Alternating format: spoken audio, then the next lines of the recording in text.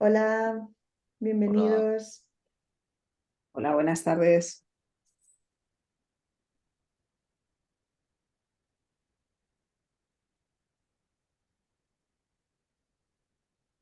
Vamos a esperar unos minutos que se conecte la gente. Esos cinco, bueno, cinco igual es muy generoso. Dos o no, tres no, minutillos tres para que minutitos, se dos conecte minutos. la gente y os vamos dando la bienvenida.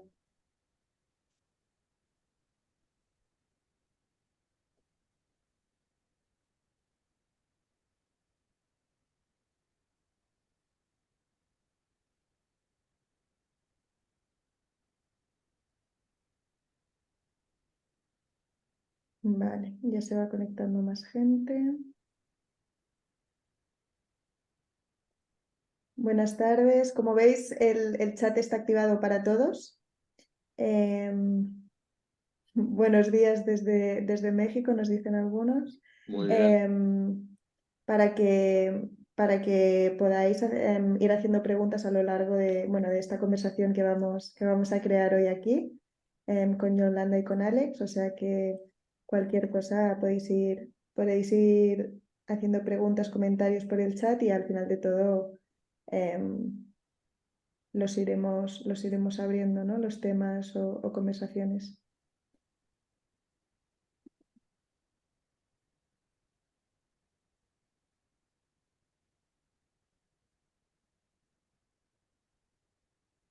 Vale, son y dos.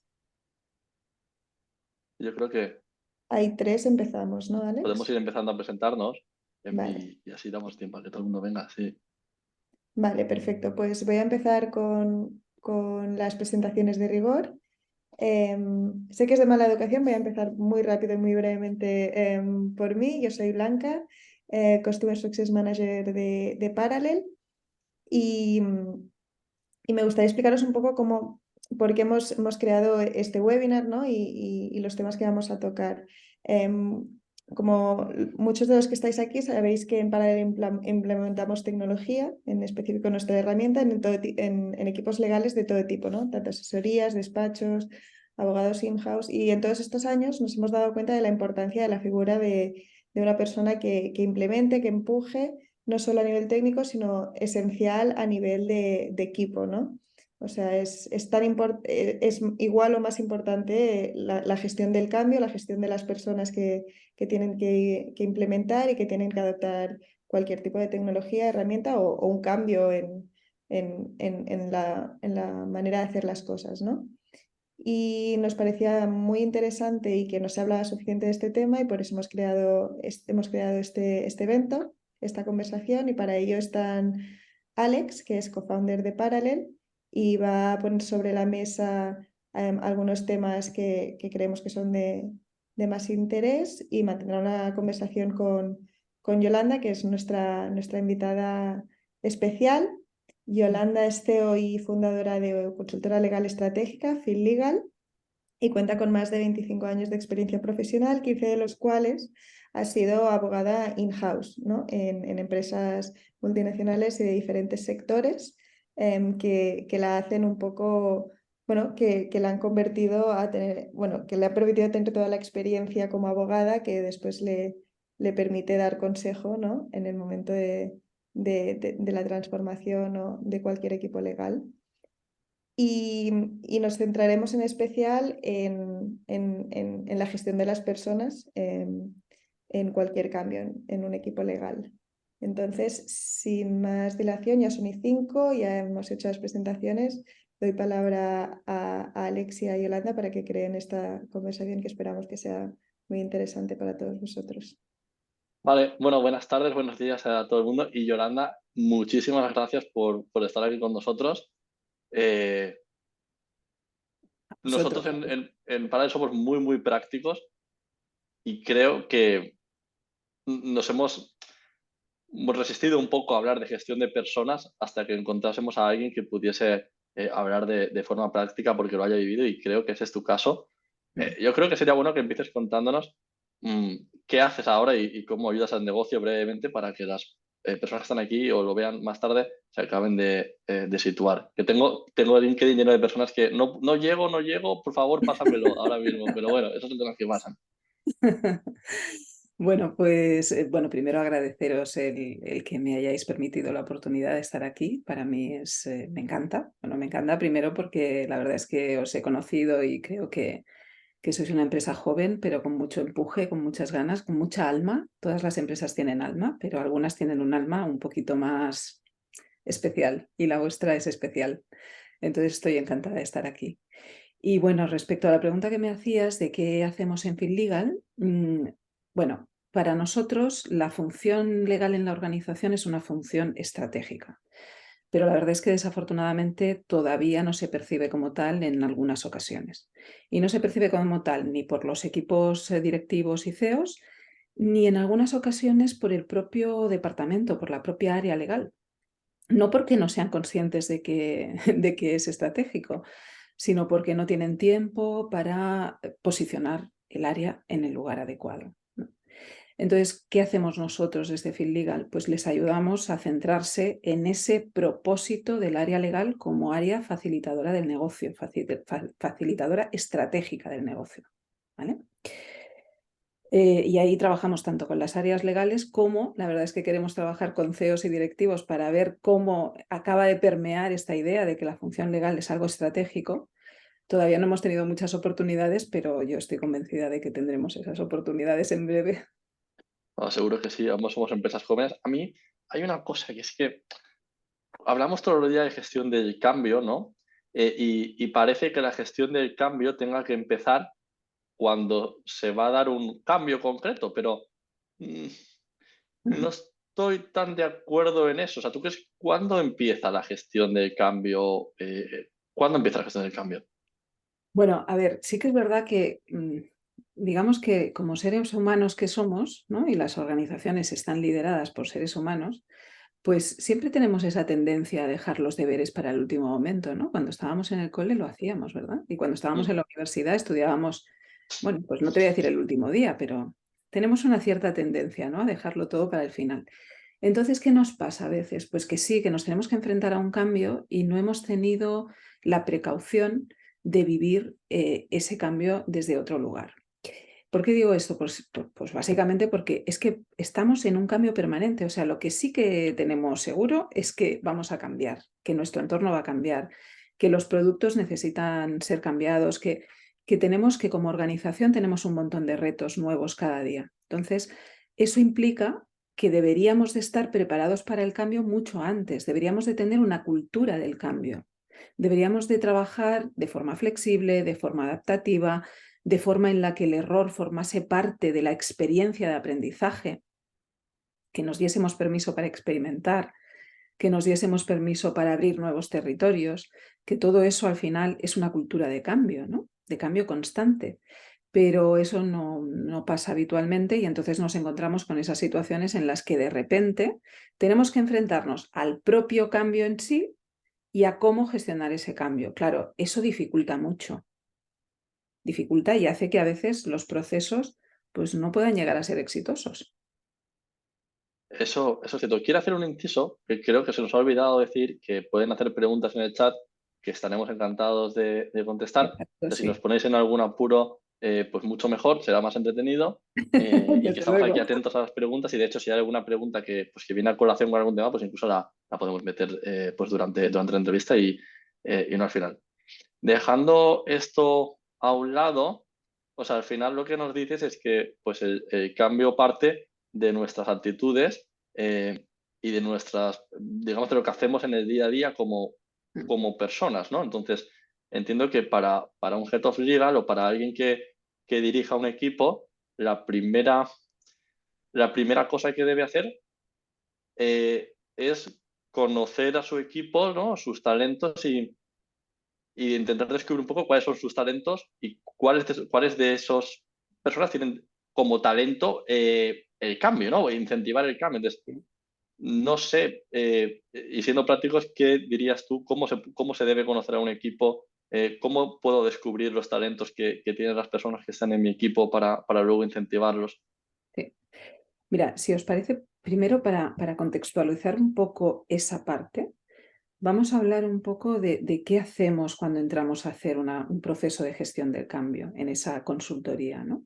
Hay diferentes etapas dentro de ese proceso. La inicial es hacer un buen análisis y diagnóstico, como toda consultoría.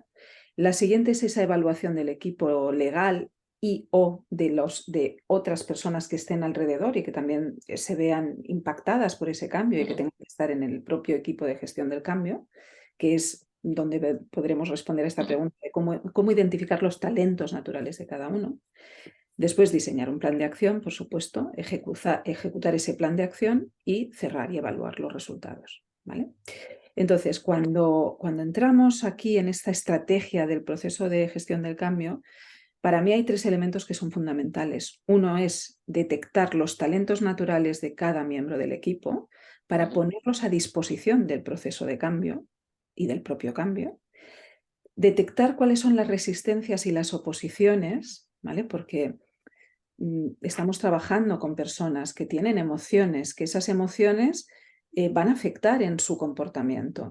Y esas emociones pueden ser miedo, por ejemplo, o pueden ser desorientación. Por ejemplo, bueno, después veremos el tipo de perfiles, pero os explicaré qué significa esto, pero un perfil verde que necesita mucha estabilidad, no es que no vaya a subirse al cambio, pero necesita entender muy bien cuál es el sentido del cambio, porque si no, no te lo va a comprar, ¿vale? Y por último, también es muy importante ver en qué momento y de qué forma cada uno va a entrar en ese proceso de cambio, porque no todo el mundo va a aportar en el mismo momento. Si alguien que tiene unas capacidades lo metes en una fase que no es la adecuada para sus capacidades, va a sufrir. En cambio, si metes al que tiene unas competencias y unas habilidades más cercanas a lo que esa etapa del cambio necesita, ese va a disfrutar. ¿Vale? Entonces, eso es todo el proceso, digamos, ¿vale? Y después, ¿qué hacemos nosotros para trabajar esa parte que tiene que ver más con las personas, ¿no? Bueno, nosotros utilizamos una metodología que creemos que es la menos invasiva posible. Hay muchas metodologías para conocer el perfil comportamental de las personas, ¿no? Pero nosotros utilizamos una que nos parece que es poco invasiva. Hacemos un test, utilizamos el test DISC, que no sé si lo conocéis, pero es un test que mide que te permite establecer cuáles son el perfil comportamental de cada una de las personas que ha hecho el test y después con una rueda de perfiles, incluso todos los perfiles de todos los miembros de ese equipo, ¿vale? Con lo cual te permite ver si hay más azules, si hay más verdes, etc. Ese test es un test que está testado científicamente, tiene un grado de fiabilidad superior al 90%, con lo cual, bueno, pues tiene una base científica contrastada. Y lo que te permite es identificar los 4 perfiles comportamentales en los que se distribuye, ¿vale? Estos perfiles son el dominante, el influyente, el social o verde, ¿vale? El social, que sería el estable, y el de cumplimiento. Y se identifican con los 4 colores rojo, amarillo, verde y azul. El perfil dominante es un perfil muy enfocado, suele ser muy líder, ¿vale? Muy visionario, normalmente en temas de innovación es el que primero adopta la innovación, el que lo visualiza. Después, mira, estupendo, están poniendo en el chat, me encanta esto que compartáis, me gusta mucho. Bueno, pues ese perfil es un perfil muy enfocado a la acción, muy enfocado a resultados. Bueno, es un poco el impulsor, el gran impulsor, ¿no? Después tenemos el perfil influyente, que es el amarillo, que es un perfil que lo que busca es hacer las cosas a través de las personas y para eso necesita convencerlas, ¿no? Necesita que se suban a su propuesta. Si lo llevas al extremo, le gusta mucho tener la razón y eso es un peligro, pero bueno, si más o menos es un influyente moderado, pues puede cumplir un papel muy interesante. Y en los proyectos de gestión del cambio, estos 2 perfiles tienen un rol muy interesante al inicio del proceso, ¿vale? El rojo dominante necesita claramente estar involucrado en la toma de decisión de ese cambio desde el principio, ¿Por qué? Pues porque son los que son más, tienen una tendencia más natural a estar abiertos a la innovación, ¿vale? Y entonces ellos lo van a ver rápidamente y lo van a comprar rápidamente porque lo nuevo les atrae, ¿vale? Pero si tú no lo involucras, puede ser un elemento un tanto distorsionador, porque entonces lo que consigues es el efecto contrario. No va a poner su fuerza impulsora a favor del proyecto, sino un poco en contra, la verdad, porque va a sentir que se le ha impuesto una decisión y eso no le va a gustar nada. A los rojos, yo también soy un poquito roja, no nos gusta nada eso. Bienvenida al club. Exacto. Nos gusta ser partícipes desde el principio y sentir que estamos tomando nuestras propias decisiones, ¿vale? Entonces, este rol, este perfil es muy interesante en la primera etapa, ¿vale? Después tenemos los influyentes, que son muy interesantes para conseguir, digamos que sabéis que hay 5 tipos de aceptación de la innovación, ¿no? Tenemos los innovadores, que son los primeros que se suman. Después están, no recuerdo bien cómo se llaman, pero son un poco los que van a hacer esa prescripción de la innovación, ¿vale? Después viene la mayoría, los que se van a sumar en el grueso, digamos. Después los que le sigue a esa mayoría y ya los últimos son los resistentes a la innovación, ¿vale? Bueno, pues el que está segundo, el influyente, está en esa línea de que va a ser un abanderado de la Entonces, perdona innovación. que te interrumpa, pero creo que podemos sacar un insight interesante de aquí, ¿eh? Sí, Y ahora te dejo seguir con tu argumento. Si nosotros queremos empezar un cambio, en tu experiencia, ¿tiene más sentido al principio intentar convencer a los dominantes, a los rojos, que no a los resistentes, porque esos acabarán llegando sí. en última del cambio, ¿no? Porque muchas veces pasa que nos enfocamos, cuando llegamos a un equipo, en intentar convencer a los que sabemos que se van a resistir más. Y a lo mejor, porque es como la inercia, ¿no? Y a lo mejor esa inercia está equivocada, ¿no? Sí, sí, sí, sí. Queremos, porque muchas veces vemos el cambio como algo que tiene que ser de ya para allá, porque vivimos en una sociedad donde la velocidad está en cada cosa que hacemos. El cambio no lo podemos llevar desde ese lugar, desde la velocidad. El cambio es un proceso, ¿vale?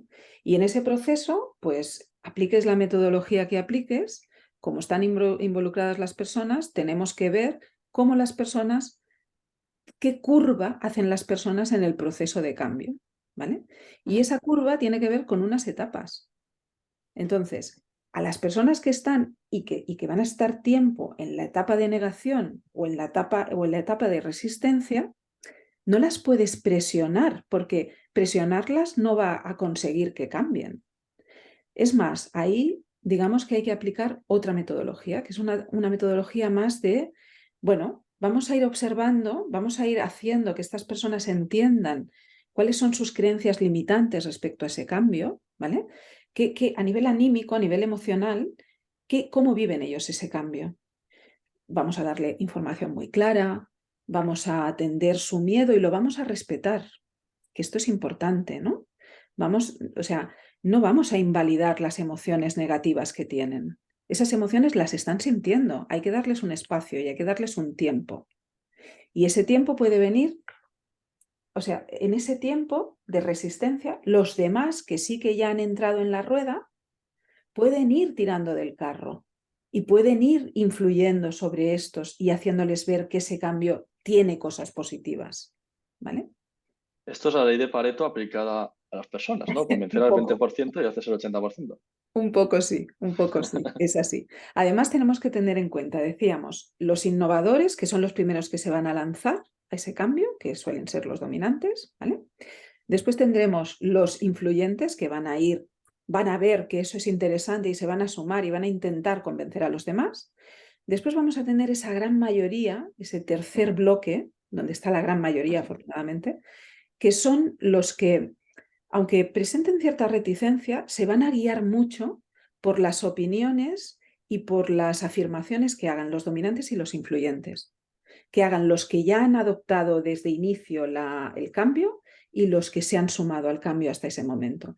Si estos dan buen feedback y argumentos de peso que les convenzan, que les den sentido, etcétera, etcétera, esta masa se va a sumar a ese cambio, ¿vale? Eso es muy interesante porque ahí seguramente vamos a tener bastantes perfiles verdes azules.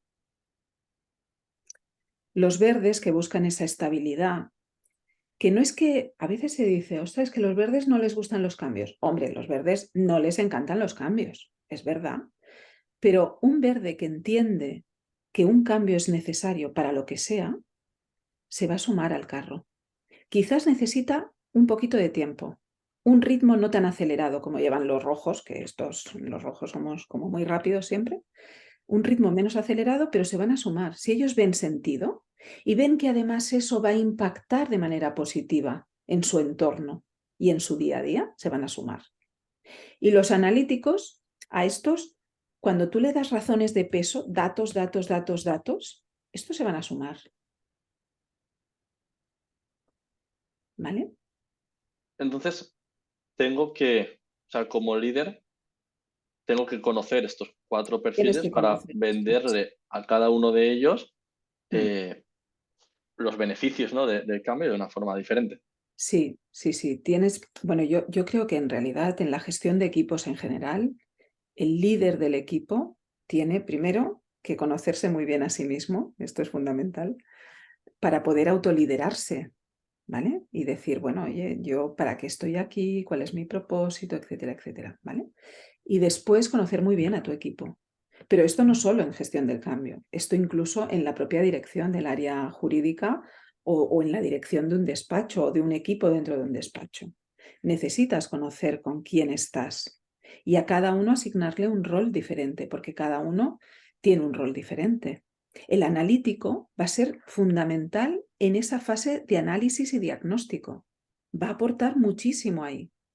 Ahora no lo pongas en la fase de decisión porque se va a colapsar. ¿Y ¿Vale? qué papel juegan aquí las soft skills? Fundamental, fundamental, fundamental. Por todo lo que os he dicho, porque es que como seres humanos que somos, el cambio de por sí nos produce, claro, nos obliga a salir de la zona de confort, nos obliga a hacer cosas nuevas. Y salvo que tú seas alguien muy, muy, muy curioso, muy que le gusten las cosas nuevas, que siempre quiera cambiar, que sea muy inquieto, salvo que estés en ese grupo, que la verdad es que son los minoritarios. Pensad una cosa, ¿eh? Cuando tú haces evaluaciones DISC, si haces 100 evaluaciones DISC, a lo mejor un 10% son perfiles rojos. Que todos tenemos de todos los, o sea, de estos 4 perfiles comportamentales, todos tenemos un poquito de cada uno, ¿eh? Lo que pasa es que cuando yo digo rojo es porque el que predomina más es el rojo o el que predomina más es el verde. Bueno, pues en proporción, si hacemos esa proporción, de los 100 test DISC, a lo mejor 10 salen rojos o menos. ¿Eso qué Entonces quiere puede decir? que... Uy, perdón, te he interrumpido. Pues eso quiere decir que digamos que el abrazar la innovación no viene de serie, ¿Qué ¿vale? tenemos que...? Eso es lo que te iba a preguntar. Puede que tengamos un equipo, habrá mucha gente aquí que tenga un equipo y no tenga estos perfiles que abrazan la innovación o no los encuentre a simple vista. ¿Se pueden crear estos perfiles, incentivar? Bueno, sí, a ver, todos podemos, la gran ventaja de las soft skills es que todos podemos desarrollar esas soft skills. Ahora además la neurociencia que está avanzando mucho y que nos está diciendo que tenemos un cerebro plástico, que puede Ujú. conseguir hacer cosas bueno, que tú hoy, tu cerebro está configurado de una manera y si lo entrenas, mañana, pasado mañana, al otro puede estar configurado de otra manera, ¿no? Leía un artículo hace poco que dice, por ejemplo, decían que habían hecho un experimento con mujeres embarazadas, viendo cómo estaba configurado su cerebro antes del embarazo, durante el embarazo y después del embarazo. Y era brutal porque había cambiado la configuración de su cerebro. Esto implica que somos plásticos, que podemos aprender, que esas soft skills se pueden entrenar, ¿vale? Entonces, si tú tienes un equipo donde a lo mejor, bueno, lo primero es que cuando estás configurando un equipo ya es muy interesante hacer estos análisis. Nosotros en algunas asesorías jurídicas con las que trabajamos, lo que estamos viendo es que cuando hacen el proceso de selección nos piden que les hagamos una evaluación DISC. Ujú.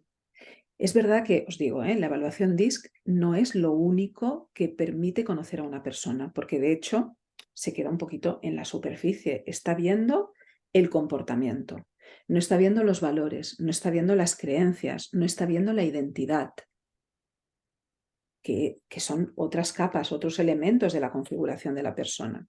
Pero sí te da una información suficiente para que tú puedas identificar cómo se va a comportar esa persona dentro de la organización. Cómo va a estar, si va a estar más enfocada a tarea o más enfocada a personas, si va a ser más extrovertido o más introvertido, si va a estar más enfocado a resultados o más enfocado a la calidad, a los procesos, al cumplimiento, ¿vale? Te da muchísima información. Entonces, lo ideal es configurar los equipos teniendo en cuenta las especialidades técnicas que necesitas dentro del área, pero también un poco los perfiles. Y tener perfiles de todos. No hay perfil.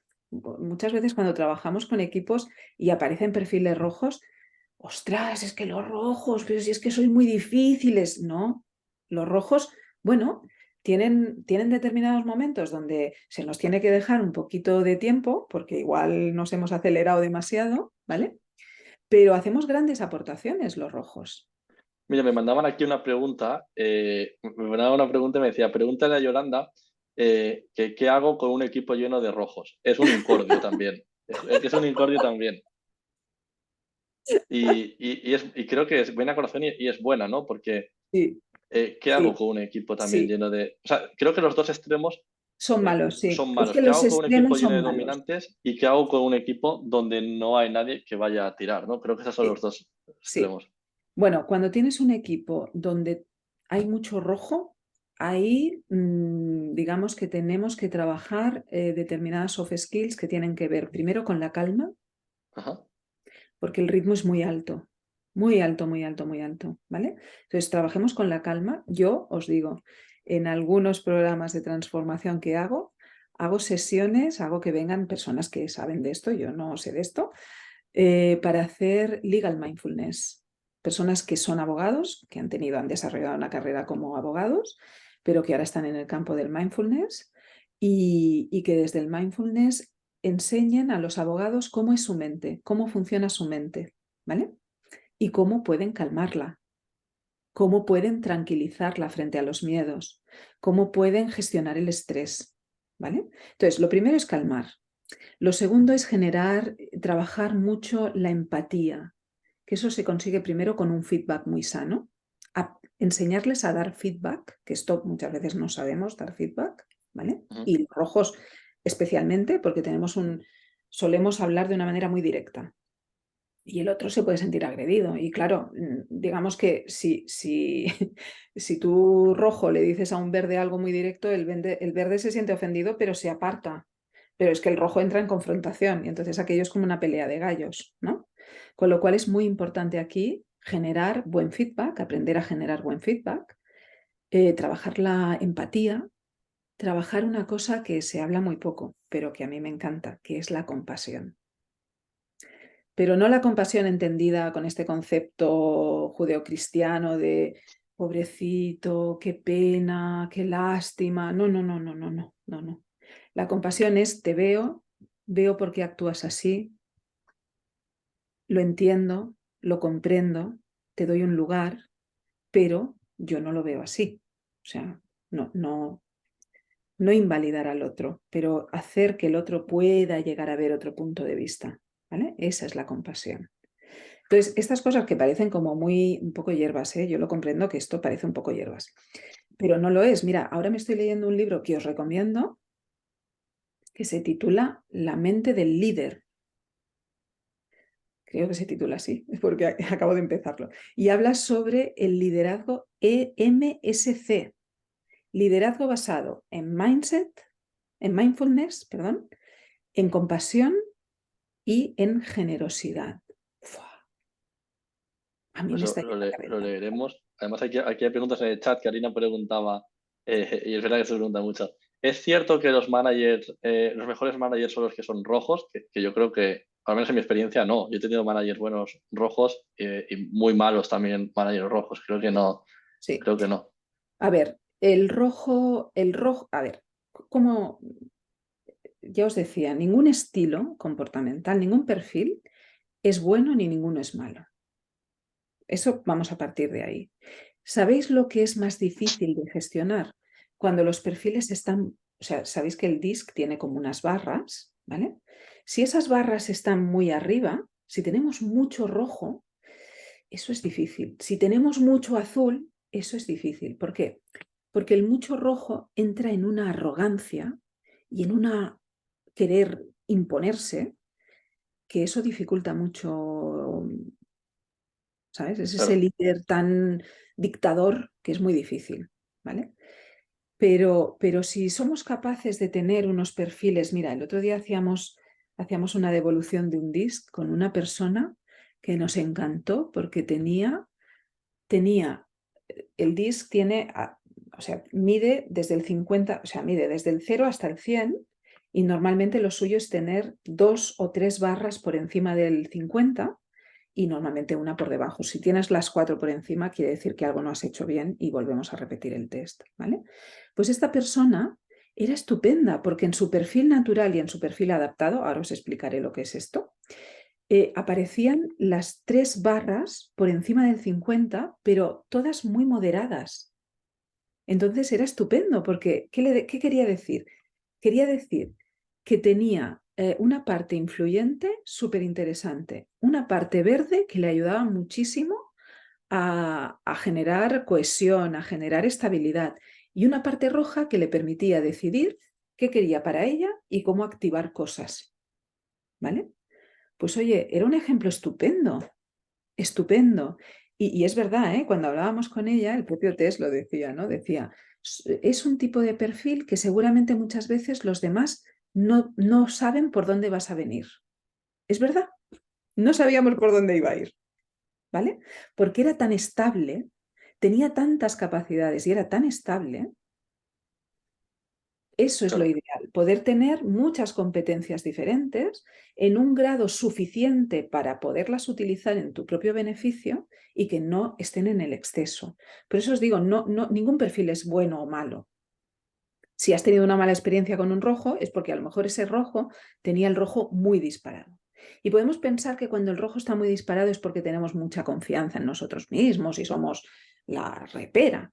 Pues no, a veces esconde un poco de miedo y un poco de Sí. inseguridad, tanto rojo. Es muy interesante, pero te quiero preguntar muchas cosas. Hemos Sí. convocado muy de una hora, no de 4, que es el tiempo que nosotros necesitamos para una conversación medio normal. Y por ser prácticos, o sea, vale, o sea, tenemos claro los perfiles del equipo, ¿no? Imaginamos que hemos hecho este mapeo, ¿no? Pues tenemos los rojos, los azules, los verdes, quién puede tirar del cambio un poquito más, Sí, y quién no, ¿no? Y estamos convencidos, porque Yolanda nos ha convencido hoy de que, pues de que el cambio es algo cultural, y como es inherente hay que incorporarlo al día a día del equipo, ¿no? Pero claro, totalmente. yo llego mañana pues a la asesoría, ahora que soy manager, ¿no? Y digo, comunico, oye, a partir de ahora vamos a abrazar el cambio, ¿no? Oye, vamos a cambiar cosas, ¿no? Y lo puedo comunicar, ¿no? Y decir, vamos a cambiar cosas, pero ¿qué otros pasos se tienen que hacer en una asesoría legal aparte de comunicar el cambio o que estamos o que queremos cambiar para que Sí, realmente pase, ¿no? Porque muchas veces todo se queda en el hablar y en la superficie y vivimos en el bucle de sí, sí, pues y yo me lo encuentro con sí, muchos despachos que están aquí o asesorías o que no están aquí que les cuesta mucho salir del bucle de quiero cambiar, lo comunico, sí, todo el mundo lo sabe, sí, el día a día de un abogado que sabemos todos cómo es, me mm, come y no lo hago, ¿no? Entonces, ¿qué puedo hacer más aparte de comunicarlo? sí. Mira, lo primero es que muchas veces pensamos que comunicándolo y comunicando los beneficios vamos a conseguir que la gente se suba. Pues no, no, no necesariamente, porque puede haber gente que se lo tome con, bueno, pues con distancia, que necesite más cosas para poder ver que aquello es algo que le va a beneficiar, ¿no?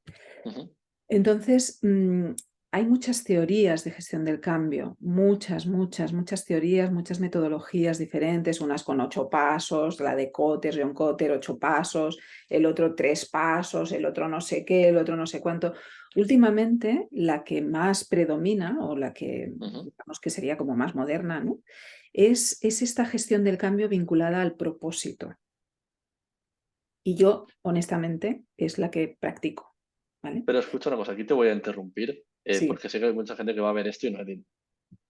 ¿Yo propósito de qué? O sea, yo tengo asesoría jurídica, me sí, llegan temas, los sí, saco sí. y tal. ¿De qué propósito, de qué hierba me estás hablando ahora, ¿no? Vale, Entonces, podríamos definir cómo, o sea, si este es el primer paso, ¿no? De fijar el sí, propósito, ¿cómo fija el propósito un equipo legal? sí. A ver, mm, hay grandes preguntas existenciales que parecen hierbas, pero hay que hacerse, ¿vale? Ajá. Una de ellas es, ¿yo a qué vengo aquí? ¿A trabajar o a contribuir? Esto es una pregunta fundamental. Yo hoy dando un taller en el máster de acceso a la abogacía de la UPF Barcelona School of Management y les decía, oye, antes de decidir si queréis ser abogados, qué tipo de abogados, en qué despacho, en qué empresa, en qué no sé qué, en qué sector, en Ujú. tal, en cual, haceros algunas preguntas de para qué habéis venido aquí y para qué queréis ser abogados, ¿vale? Bueno, pues un poco la asesoría jurídica o incluso el despacho, tiene que hacerse esas preguntas. ¿Para qué estamos aquí como área? ¿Cuál es nuestro propósito? La compañía normalmente habrá trabajado su propio propósito, ¿vale? Ujú. Pero el área legal tiene que trabajar el suyo alineado con el de la compañía. ¿Por qué? Porque eso nos va a dar un faro, nos va a dar una guía, nos va a ayudar muchísimo, porque nos da sentido. Entonces ya no estamos trabajando, estamos contribuyendo a conseguir algo que está por encima de nosotros, ¿vale? ¿Y Eso este es muy propósito importante. lo tiene que definir el manager o es un ejercicio No, que soléis hacer con todo el equipo para que todos abracen un poco el propósito? sí, nosotros trabajamos en co-creación estos temas. Además, la verdad, es muy bonito, es muy bonito. Cuando se ha hecho primero una fase de conocimiento del equipo, ya los conocemos a todos, hacemos un ejercicio donde ellos se ven y se perciben entre ellos, ¿vale? Y Ujú. entiende el verde por qué con aquel que era rojo, que él no lo sabía, a veces le costaba hablar y ahora le va a resultar más fácil hablar, porque les damos consejos de cómo hablarle a un perfil o al otro, ¿vale? Cuando hacemos, eso es lo primero que hacemos. Después, ya una vez asentado eso, que el equipo, digamos que tiene más confianza, se conocen mejor entre ellos, se Ujú. aprecian mejor porque ven cada uno que aporta. Claro. Entonces trabajamos el propósito y lo trabajamos normalmente en una sesión de co-creación donde partimos del propósito de la compañía y empezamos a hacer preguntas y que las preguntas vayan fluyendo entre ellos y dinámicas. Y entonces ahí acaba aterrizando un propósito de la asesoría jurídica, ¿vale? Y aquí, en 30 segundos, ¿no? ¿Qué 3, 4 preguntas? Yo tengo aquí apuntada ya para mí, yo a qué vengo aquí, ¿no? A Exacto. trabajar o a contribuir. ¿Qué 2 o 3 otras Vale. preguntas de todas estas que hacéis crees que son reveladoras? Para que se Bueno, lleven algo. por ejemplo, por donde empezamos para poder conectar el propósito a objetivos y a retos es, oye, ahora mismo, ¿cuál diríais que es el reto que tiene la asesoría jurídica encima de la mesa? Trabajamos, ahí les enfocamos a reto, objetivo. No hablamos de objetivo, hablamos de reto, pero al final, ¿vale? Para llegar al objetivo está el reto. Entonces, eso les pone a pensar y ya les saca de la tarea. Yo siempre digo, cuando llegamos a veces están así y yo cuando salgo espero que estén así. Esto es un gesto que siempre hago, pero es que creo que lo define muy bien. ¿Por qué? Porque como abogados tenemos una parte técnica, claro que sí, y tenemos que estar en esa parte técnica y ser excelentes ahí o todo lo excelente que podamos. Ujú. Pero es que no vivimos en un entorno técnico, Claro. vivimos en un entorno relacional, en un entorno de negocio y tenemos que ser capaces de conocer el negocio, de involucrarnos en el negocio, de generar relaciones de confianza, de generar relaciones de influencia, para desde ahí poder hacer ese rol, que yo creo que ese sí que debería de ser el gran propósito de las áreas legales, que es ser un facilitador estratégico del negocio, facilitar el negocio. Y pensad, o sea, no utilizo la palabra facilitar porque sí, ¿eh? No hablo de, o sea, esto que dicen de ser un partner, yo ya he ido un pasillo más allá, ¿eh? Un partner, sí, te ayudo, pero es que te ayudo, ¿cómo te ayudo? ¿Cómo te ayudo? En realidad es, yo no tengo las soluciones, yo tengo una parte técnica de esa solución, tú tienes otra parte técnica que es la de negocio. Vamos a sentarnos como pares y vamos a construir la solución mejor para esa situación en co-creación. Por eso hablo de facilitar, de abrir diálogos, de generar un espacio común y desde ahí buscar una solución. Vale. Volviendo a la pregunta inicial, ¿no? Que era, oye, comunicamos mucho que queremos cambiar, pero comunicar en sí pues no nos sirve tanto, ¿no? Dices, oye, pues hay otras cosas además aparte de comunicar que se pueden hacer, ¿no? Una es esta que hemos hablado de fijar el propósito. Sí. No sé qué más se puede hacer además de comunicar. Bueno, primero lo hemos creado. Piensa que ahí hemos definido, hemos creado pertenencia, hemos creado vinculación, porque es algo que hemos creado entre todos, ¿vale? Ujú. Después, ¿qué otro ejercicio hacemos? Lo bajamos a un decálogo de compromisos, digamos, ¿no? ¿Cómo lo vamos a hacer esto? ¿Cómo lo vamos a conseguir? ¿Vale? Y después ya entramos en el proceso de cambio en sí mismo con la definición de cuáles son los retos de ese cambio, cuáles van a ser las etapas, dónde vamos a incorporar a cada uno de los miembros del equipo dentro de ese proceso de cambio y todo eso, dónde están los riesgos de ese cambio, ¿vale? Tanto del proceso como del cambio en sí. ¿Dónde están? Vamos a identificarlos bien para que podamos trabajar anticipadamente sobre esos riesgos, para que el proyecto tenga éxito, ¿vale? Después vamos a planificar y ejecutar, vamos a hacer el seguimiento y vamos a hacer el cierre. Ese es el proceso, ¿vale? Y en todo ese proceso iremos contando con esas personas en los momentos adecuados, con los roles adecuados. Iremos viendo también, claro, aquí el rol del líder del proyecto es muy importante, porque tiene que ser alguien que tiene que tener la capacidad de ser sensible a toda esta información y a cómo están las personas en todo ese proceso de cambio, Ujú. ¿sabes? Por eso es muy importante ahí ese liderazgo, un liderazgo muy transformador, un liderazgo que empodera a los otros para que hagan y que está atento a dónde tienen los problemas para hacer. Y si hay problemas, les dan recursos, les dan formaciones, les dan capacitaciones, les dan tiempo, les dan espacio, que es lo que hablábamos antes, ¿no? Vale. Ojo, yo creo que es súper interesante, tengo mil preguntas, pero no me quiero Después, programas. Además, tenemos, Blanca, ¿verdad? Bastantes preguntas en el chat. vale. Eh, pero antes de dar el paso al chat, yo tengo un par más, te voy a robar un par de preguntas más y si no, luego pues también te haré más. Es un punto que es el de la tecnología, ¿no? Porque a nosotros mucha gente asocia el cambio 100% con tecnología y dice, bueno, vamos a cambiar, pues Sí. como comunico y no sirve de nada, pues te llamo pues, a nosotros o a otro, a quien sea, y dice, oye, quiero poner esto en mi compañía porque quiero cambiar, ¿no? Cuando la respuesta por qué quiero poner esto en mi compañía no es porque quiero cambiar, no es porque quiero resolver pues X y o Z problema, ¿no? Entonces, Sí. creo que la pregunta interesante aquí es, ¿en qué momento crees tú que debería entrar la tecnología en el cambio?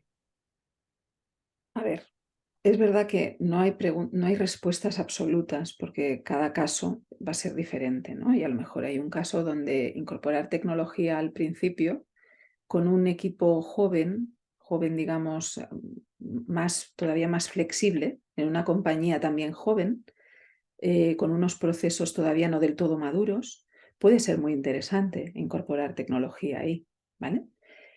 Será mucho más difícil empezar por la tecnología si estamos con un equipo más asentado, más maduro, que lleva más tiempo, con una cultura organizativa donde el cambio, donde se dice aquello de es que aquí las cosas se hacen así.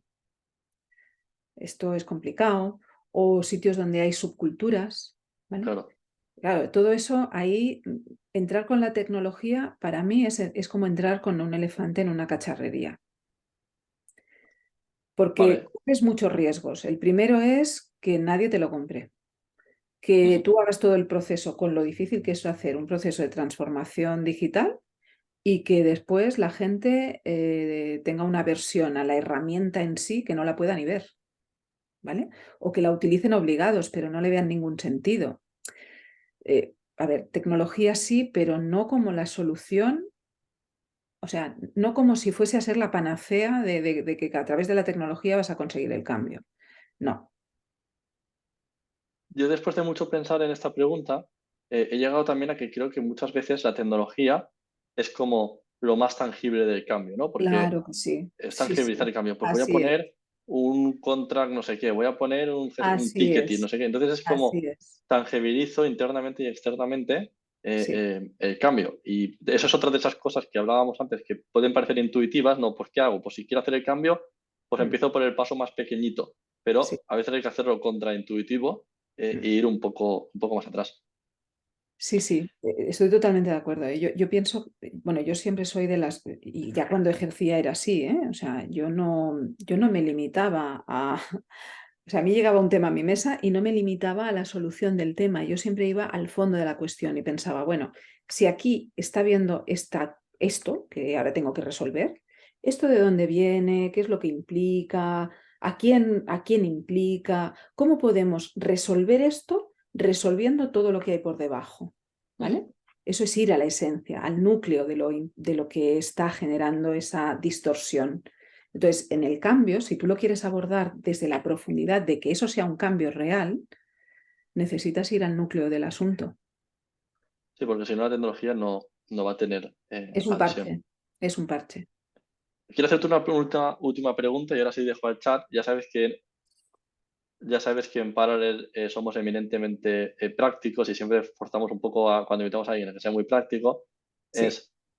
Nos gustaría que hiciese un pequeño starter pack, ¿no? Para los abogados in-house que estén aquí o vean esto, o gente del cambio de despachos, de si quieres, oye, si yo quiero hacer una cultura más abierta, más preparada, más abierta al cambio, ¿qué 3, 4 cosas prácticas me puedo llevar que pueda empezar a aplicar?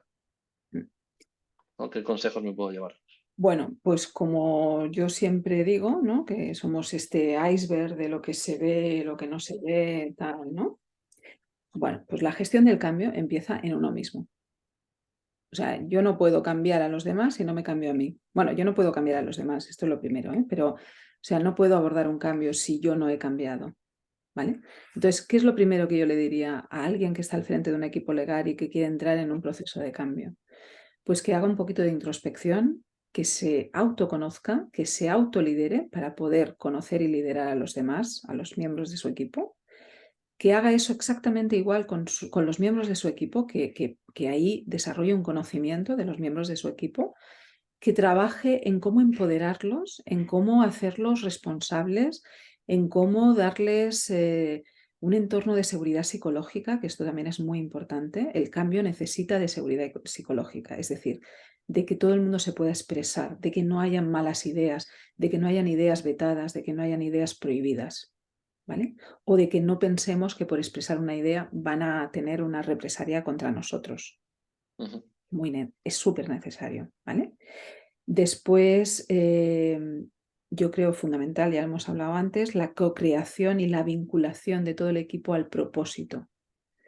Porque al propósito de ese cambio, ¿vale? Al propósito del área, al propósito de ese cambio. ¿Para qué vamos a hacer este cambio? No por qué. El por qué te lleva a otro lugar. El para qué. El para qué. ¿Qué vamos a conseguir con esto? ¿Cómo vamos a incidir? Después, que el líder tenga un liderazgo efectivo en el proceso de cambio. ¿Esto qué quiere decir? Quiere decir que sea un liderazgo transformador, Ujú.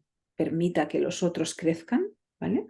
Permita que el error se dé, permita que el error se entienda como una forma de crecer en el propio proceso de cambio, ¿vale? Y después, además, que se vaya adaptando, porque no siempre puedes, a veces en alguna fase del proyecto, a lo mejor no puedes tener un liderazgo democrático, tienes que ir a un liderazgo más autoritario, porque esa fase del proyecto lo requiere, que tenga un liderazgo adaptativo. Para eso lo ha tenido que desarrollar en sí mismo, ¿vale? Por eso decía lo del autoliderazgo. Y por último, que respete y atienda las curvas de cambio, cómo va a estar cada miembro del equipo en esa curva del cambio. Porque unos lo abrazarán muy rápido y su resistencia inicial se vencerá rápidamente, y otros necesitarán más tiempo o necesitarán recursos, apoyo externo para comprender qué les está pasando y comprender que ese cambio, donde ellos ven un miedo, hay una oportunidad, ¿vale? Pues para mí eso es fundamental. Aparte de después gestionarlo todo desde un buen project management, definiendo muy bien el proyecto, teniendo muy claramente delimitadas las fases, haciendo un control de esas fases, de que no se vaya de tiempo, etcétera, etcétera. Eso por supuestísimo que sí. Pero toda esta preparación de las personas en ese proceso de cambio es muy importante. Muy bien, pues yo creo que la gente se lleva cosas prácticas y ahora, Blanca, si quieres, pasamos al chat, que creo que hay cositas, ha estado animado el chat, Sí, sí, ya ¿no? veo que hay cositas, sí. Sí, vamos a aprovechar estos últimos 10 minutillos. Primero de todo, relacionado con un comentario que has hecho tú al principio de todo, Yolanda. Antonio Santander pregunta, Sí. desde tu experiencia, ¿cuál es la relación actual del equipo legal con la cultura del error, ¿no? Los abogados siempre estamos buscando la excelencia, entonces la Sí. relación con la cultura del error puede ser un poco Bueno, complicada y cómo debería ser, si sí. crees que son limitantes. Tenemos una relación con el error muy malo, muy mala relación. A ver, de hecho yo creo que hay dos factores limitantes importantes del cambio en el abogado en general y en el in-house en particular, y es su nivel de autoexigencia y su falta de autorreconocimiento. Las dos son absolutamente limitantes. Cuando tú te mueves en ese nivel tan alto de autoexigencia, te conviertes en alguien, o sea, te atrapa el personaje. Tienes que ser perfecto, no te puedes equivocar. El error no entra dentro de tu ámbito, ¿vale? Y yo tengo un artículo de LinkedIn, que la verdad es que mucha gente lo ha leído, que habla del autoexigencia. Es la exigencia que te pone la organización más la que te pones tú. Entonces, no podemos comprar eso. No podemos comprar que tenemos que ser perfectos e infalibles, porque por mucho que nos esforcemos, no lo vamos a ser. ¿Vale? Tenemos que permitirnos el error. Sobre todo, trabajando muy bien tu liderazgo dentro de la organización. O sea, que todo el mundo pueda confiar en el departamento legal como un departamento que busca la excelencia, pero que si quiere acompañar al negocio también tiene que arriesgar a veces. Tiene que tener permiso para arriesgar. Seguridad psicológica que hablábamos antes, ¿no? Permiso para arriesgar y efectivamente entonces arriesgarse. Y eso hay que construirlo. Y es un cambio cultural. Por eso yo digo que en Field Legal trabajamos con los equipos legales, pero queremos trabajar con los CEOs y con los directivos para que esa visión empiece a cambiar. Porque, oye, el director de finanzas, mira, yo recuerdo cuando yo era directora de asesoría jurídica, el director de finanzas presentaba un estado financiero y nadie le discutía nada. Nadie le decía, ¿pero estás seguro de estas cifras? En cambio, yo presentaba, yo qué sé, lo que fuese, ¿no? O cualquier cosa que hubiésemos analizado, lo tal. ¿Pero estás segura? Y yo pensaba, pero vamos, pero oye, ¿por qué me preguntáis si estoy segura? ¿No? Claro. Pues es un poco eso, ¿no? Entonces tenemos mala relación con el error, pero eso está en nuestras manos empezar a trabajarlo. Mira, aquí Carlos Manuel dice una cosa, que es el contraargumento de los abogados, y con esto te voy a meter un poco en un jaleo, que es que dice, qué fuerte esto de permitirnos el error cuando está en juego el negocio o cuando está en juego pues la seguridad jurídica de la empresa o lo que sea, ¿no? Claro, Entonces, eso es lo que se claro, piensa habitualmente, ¿no? claro, Entonces, ¿cómo se claro. puede transmitir esto de que, oye, de que evidentemente pues está en riesgo la seguridad jurídica de la empresa, igual que está en riesgo que si un mal vendedor pues hace una mala venta o un mal programador programa algo mal, pues también está en riesgo la seguridad, la ciberseguridad, por ejemplo, Claro de que la sí, compañía, ¿no? Entonces, claro que sí. ¿cómo se puede cambiar A esta ver, cultura de que un pequeño error de un abogado lo fastidia todo? sí, eso se arregla no comprando una premisa que todos hemos comprado. Y es que el negocio depende de los temas legales. A mí me decían, no, es que no podemos hacer esto porque legal no nos deja. No, perdona, ¿esto qué es? No es así. O sea, vamos a ver, cada uno su responsabilidad.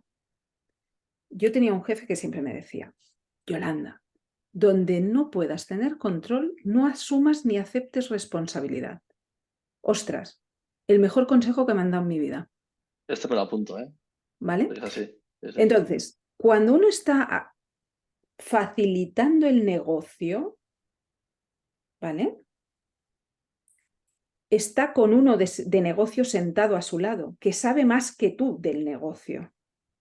Luego, si la construcción de lo que se hace, por supuesto, a ver, estamos hablando de permitirnos el error cuando ya trabajamos a un nivel de excelencia bastante alto. O sea, no vamos a meter la gamba, porque es que no la vamos a meter, ya os digo. O sea, la gente que llega a asesoría jurídica interna, los perfiles que yo veo son perfilazos. O sea, gente que tiene una carrera profesional detrás impresionante y que tiene un rigor a la hora de analizar las cuestiones jurídicas que se presentan en su mesa elevado. ¿Vale? Pero claro, el error puede ser explorar un territorio inexplorado. ¿Y eso es un error? ¿Arriesgar es un error? Cuidado, ¿eh? Si junto con el de negocio estoy explorando un territorio inexplorado y buscando una oportunidad y voy hasta el límite, quizás no estoy equivocándome, estoy arriesgando en un riesgo controlado, ¿vale? O Aquí sea, probablemente sí que sea importante la comunicación del abogado, ¿no? total, Que comunique. Sí. pero la comunicación, yo siempre lo digo, ¿eh? La comunicación no es, o sea, pensamos que la comunicación está fuera. La comunicación está dentro, como todo. Nuestras habilidades, nuestras competencias no nacen fuera, nacen dentro. Entonces, lo primero que tenemos que revisar es nuestro diálogo interno. ¿Qué cosas hemos comprado que no teníamos que comprar? Cuando te dicen, legal me ha dicho que no y no lo puedo hacer, no hay que consentir eso. No, perdona, mira, es que yo no tomo las decisiones. Yo lo decía, ¿eh? Yo no te puedo decir que no porque yo no tomo las decisiones. Si las tomase sería el director general. Pero ¿verdad que tú en mi puerta no ves que, o aquí no pone eso? Y mi sueldo desde luego no es el del director general. Con lo cual, yo no te he dicho que no puedas. Yo te he dicho los riesgos que hay si lo haces. Te he dado opciones y ahora tú te toca tomar esa decisión. Luego yo no tengo la responsabilidad de eso, ¿eh? O sea, y eso parte primero de un diálogo interno, de conocer muy bien cuál es tu función y de estar muy alineado con tu función. Por eso os digo que el propósito es tan importante, porque el propósito te mantiene en un lugar y no te saca de ahí. Vale. Lugar interior, ¿eh? Más preguntas, Franca, porque este tema da para para un Total, webinar entero. esto, sí, sí. Claro, un webinar, y no me quiero enzartar, me estoy mordiendo la lengua para no meterme en ningún jardín. Blanca. Vale, y yo creo que Bien. hemos hablado ya un poco de las habilidades que se necesitan en un equipo legal, soft skills y tal. Entonces, aparte del conocimiento técnico, entonces, si me lo permites, Rocío Elizabeth, esta me la voy a saltar, voy a ir a la siguiente, Chelo Borrás, que pregunta, ¿se deberían dar las explicaciones del cambio de forma individual a cada persona del equipo, mejor en grupos de perfiles que sean similares, ¿no? Cuando hablábamos igual de rojos, verdes, azules, etcétera. Bueno, Y sí, que sí, pueden haber retos en cada caso, sí. vale. A ver, la verdad es que digamos que aquí hay diferentes niveles de comunicación cuando estás en un proceso de cambio, ¿no?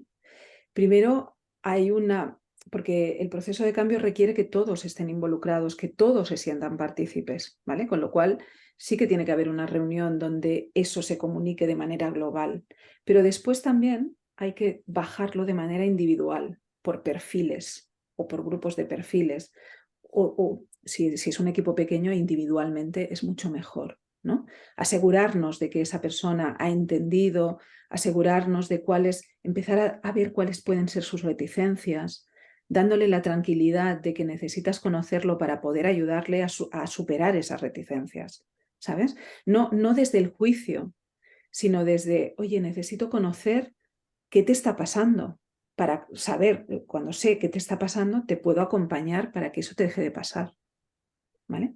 Te puedo facilitar que tú entres en ese proceso de cambio. Entonces, para mí hay una parte que sería global, de inclusión de todo el mundo en el proyecto, de una especie de kick-off, por decirlo de alguna manera, ¿no? Que los involucre, que los haga partícipes, etc.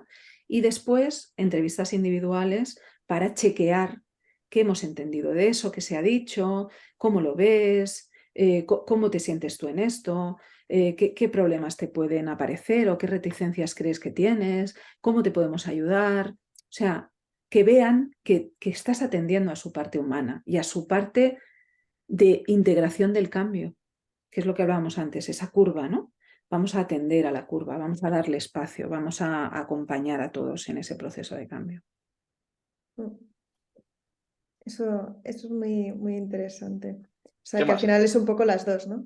Y Sí. por último, Son y uno, pero bueno, la sí, gente sí, sigue aquí, entonces, digamos. por último, la pregunta de Rocío Elizabeth que dice, ¿qué consejos nos das para crear equipos legales que trabajen en proyectos innovadores, ¿no?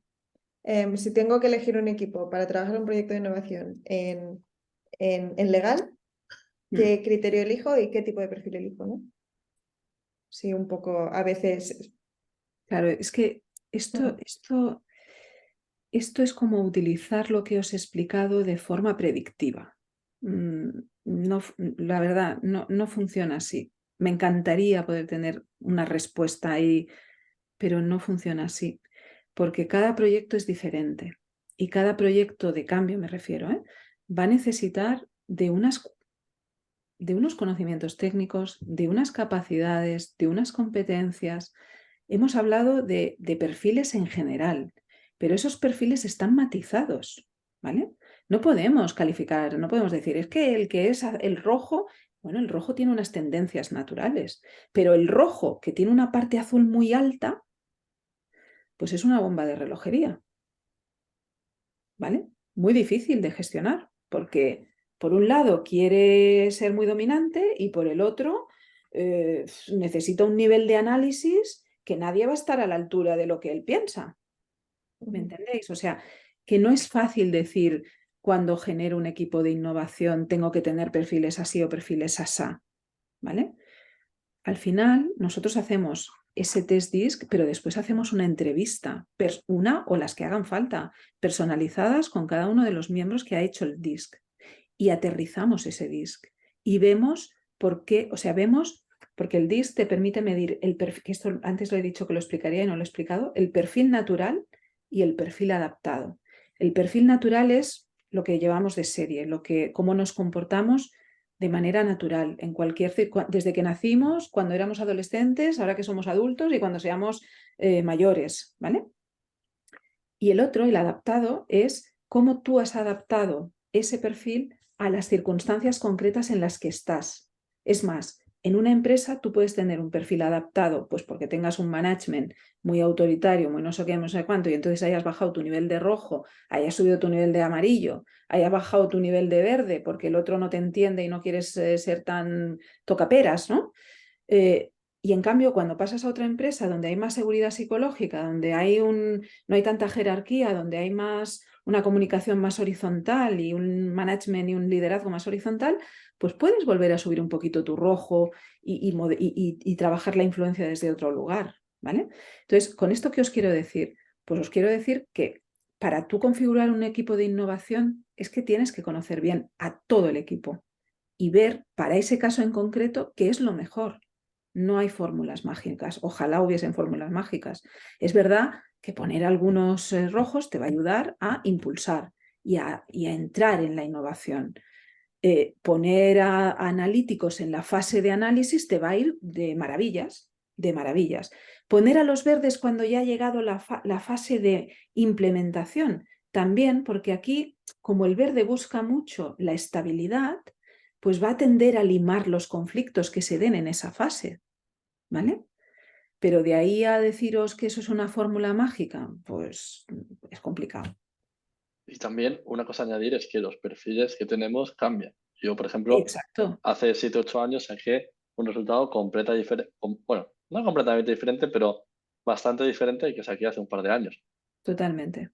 El Entonces, que adaptado también, cambia. sí, El adaptado cambia. completamente. Yo cuando empecé como abogada in-house tenía un perfil pues con mucho azul y con poco amarillo y con rojo, que el rojo siempre estaba ahí. Pero cuando acabé, mi perfil adaptado era mucho más amarillo. ¿Por qué? Porque necesitaba la influencia. Claro. Necesitaba la influencia para relacionarme, para convencer, para conseguir que las cosas pasasen a través de las personas. Pues sí, muy interesante. ¿Alguna pregunta más, Blanca? ¿Hay alguna pregunta más? No sé si tenemos tiempo. Bueno, no, sí, yo creo que sí, una preguntita más. Vale, pues Son 16.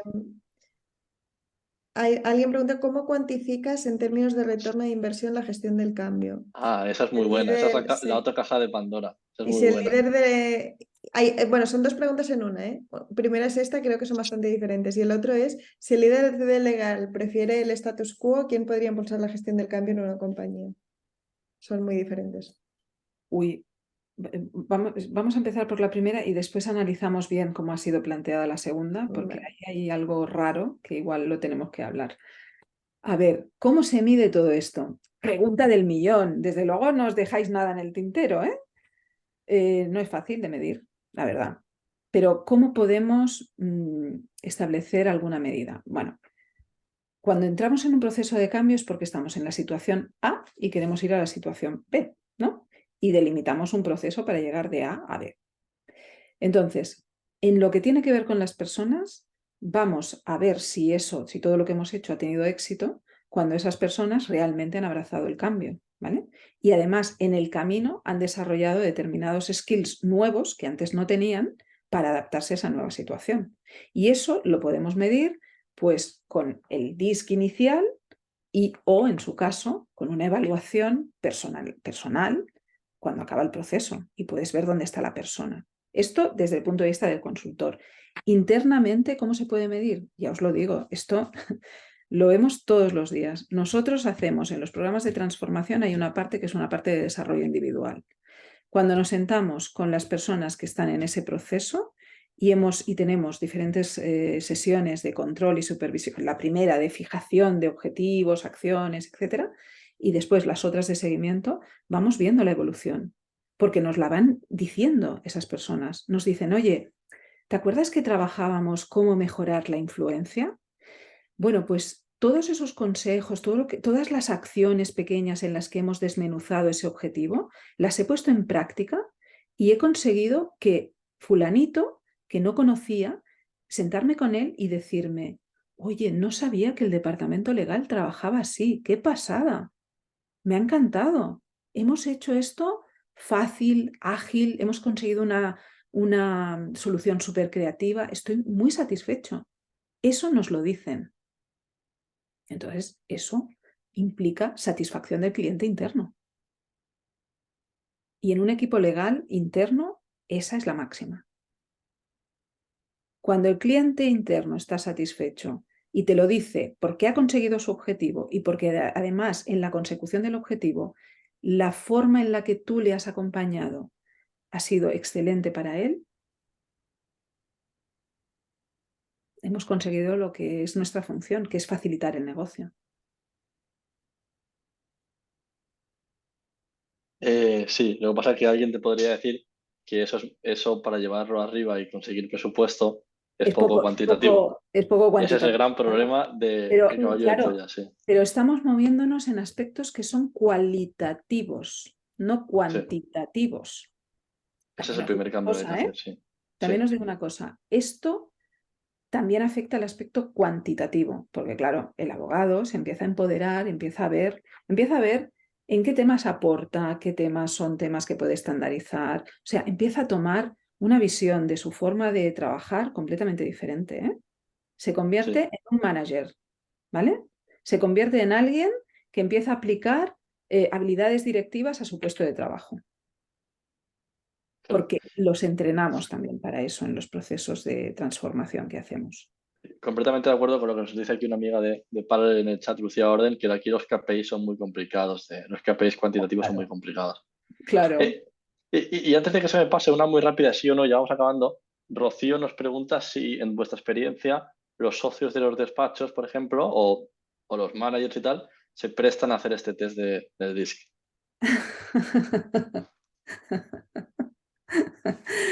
Bueno, mira, nos encontramos de todo. Desde el que lo hace y le gusta mucho el resultado, está encantado, hasta el que lo hace y no le gusta el resultado y te dice que lo quiere repetir porque ha fallado. Y entonces se lo dejas repetir y vuelve a salir prácticamente lo mismo. Y entonces dice que es que el test no funciona. Mm. ¿Por qué? porque no quieren escuchar. Porque, claro, ante esto, a ver, el test nunca siempre hace un enfoque muy positivo, ¿eh? También os lo digo. Pero claro, hay una parte del test donde salen unos gráficos de las competencias y habilidades y algunas salen que no están desarrolladas. Y si no están desarrolladas, pues no están desarrolladas. Y la última pregunta, bueno, Andrés, una cosa que dice, sí, mandaremos la grabación del chat, si no nos puedes escribir y te la mandamos, pero sí. Y la última pregunta que ha hecho Blanca antes, y no se ha entendido, pero yo la estaba releyendo y creo que sí que la entiendo, Sí. es, y la voy a transformar con el permiso de la persona, y si no, pues que lo diga, es, ¿qué haces si tú, o sea, tú estás en un departamento legal y el líder de ese departamento legal no es una persona que quiera el cambio, ¿no? ¿Cómo puedes tú empujar el cambio desde abajo? O es mejor cambiarse de empresa o qué hay que hacer, ¿no? Cuando el líder del departamento no es quien tiene pues las mejores habilidades para gestionar el cambio. A lo mejor sí que quiere, pero no tiene las habilidades. ¿Qué se puede hacer en esos casos? ¿Qué hacéis? Son dos escenarios distintos, ¿eh? Si, digamos que en todo lo que tiene que ver con gestión del cambio, desde luego una de las premisas que en todas las teorías de gestión del cambio está presente es que el cambio tiene que estar apoyado por los líderes, por los que están tomando las decisiones, ¿vale? Ajá. Entonces, claro, si tenemos un departamento donde el director o el general counsel no compra el cambio, va a ser difícil, muy difícil, ¿vale? Imposible. Bueno, no. Si eres muy resiliente, si eres muy influyente y juegas bien tus cartas, pues puede llegar un momento que lo convenzas de los beneficios y a lo mejor se suba al carro, ¿vale? Pero es más difícil. En cambio, si nos encontramos con una persona que, bueno, ya le gusta, ya le gustaría hacer el cambio, pero a lo mejor lo ve como una montaña, ¿no? Bueno, pues ahí lo que hay que hacer es apoyarle haciendo esa función de segundo o segundos de a bordo que le ayuden y le faciliten a él llevar a cabo el liderazgo de todo el proceso, ¿sabes? O pactar muy bien una delegación de los aspectos más materiales, porque el aspecto formal es bueno que el equipo perciba que el General Counsel está involucrado, ¿sabes? Es una vía ahí. Si está dispuesto, ¿eh? Si no está dispuesto, pues hay que intentar influir y si vemos que no hay manera, pues hoy lo hablaba en el curso este, cuando uno está en un sitio y ve que no es su sitio, pues al final tiene que tomar una decisión, ¿no?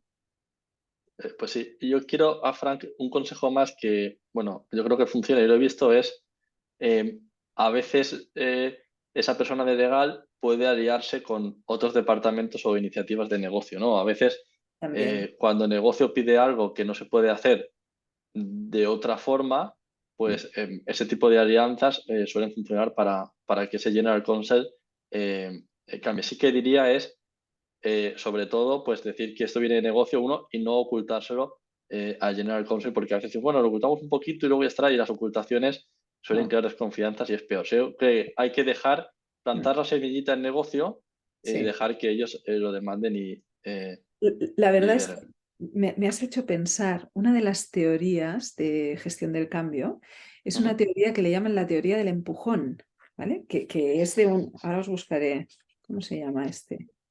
Que es que me hizo mucha gracia el nombre, porque es interesante. Ahora no la voy a encontrar. Sí, esta vez. Es una teoría que se basa en queremos hacer un cambio, pero como no lo queremos imponer o forzar, es como hacer eso que se llama implantación inconsciente de ideas, ¿no? Yo lo dejo caer ahí, voy trabajando esa idea, ahora un día, después otro día, después otro día, voy dando razones que hacen que veamos poco a poco que efectivamente ese cambio es necesario, voy generando la urgencia, ¿no? Pero no como algo donde tú, o sea, tú vas empujando ligeramente a la persona hacia la toma de decisión del cambio, no Ujú. imponiendo, sino empujando ligeramente, empujando, empujando, hasta que esa persona está preparada para decidir qué va a hacer el cambio. O sea que aquí entraríamos un poco ahí.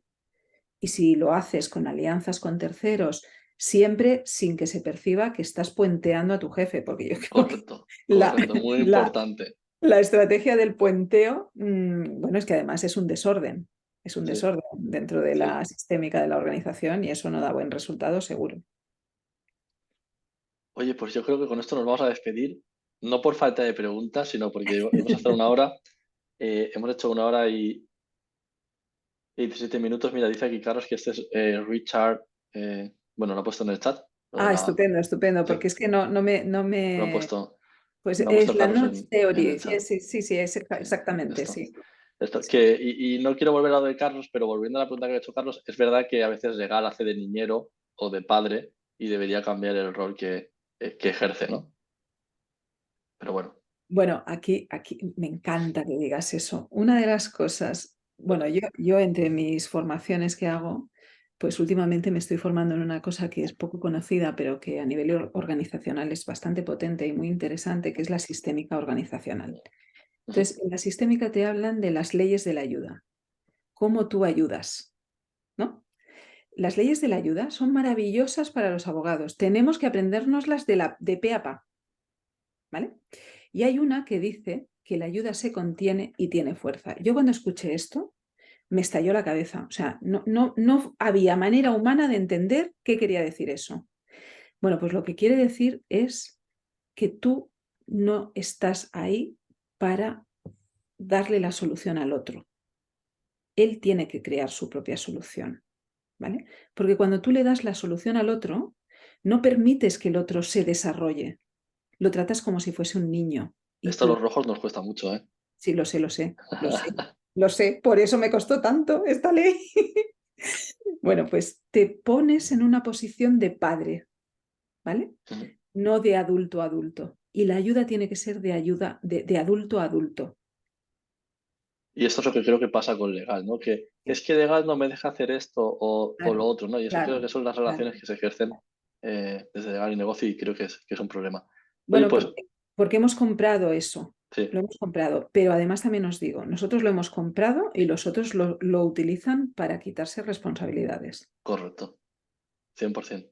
¿Mm? Pues con este mensaje esperanzador, esta frase de la ayuda, yo creo que ahora sí, nos vamos a despedir 18 minutos más tarde.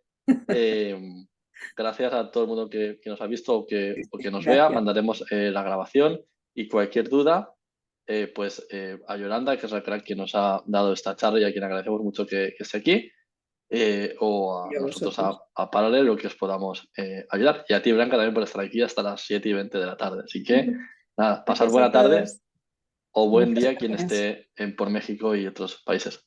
Que vaya muy Muchas bien. gracias a todos, os agradezco mucho la asistencia y espero que os haya sido interesante y efectivamente estoy a vuestra disposición. Me podéis contactar por LinkedIn, por donde queráis y estaré encantada de atenderos y de hablar con vosotros. Genial, mira, desde Argentina también, qué bueno. Pues muy bien, pasad un buen día. Hasta Hasta pronto. luego. Chao, Chao. hasta luego.